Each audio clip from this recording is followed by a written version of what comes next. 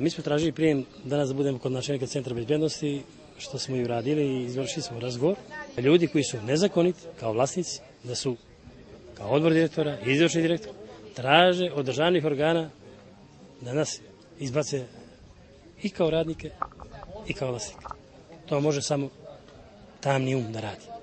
Mi smo im dostavili povredne liste danas, pošto nismo mogli juče od doktora, koje će da upute državnom tužiocu i očekujemo danas da reaguje državni tužioc. Obzirom da su ovi ljudi ovdje u crnim uniformama i banditi uskočili tako su uskočili, ja se nadam, evo, kao dobri domaćini da će da na kapi izađe, jer ovdje nisu potrebni. Evo ih upravno je zgradi tu, ne dozvoljaju radnici mljekare da uđu. A ljudi, ne znamo ni kako su došli, bez preko kapije, bez papira, bez ičega. Stečajnog upravnika je na naš poziv, on se odazvao juče i dao izjavu u MUP, jer mljekara je pod državnim nadzorom, znači pod Privrednog suda. I tu važe posebni propisi. To što su tražili, nazovi gospoda Adžić i Vuletić, nisu smjeli da urade.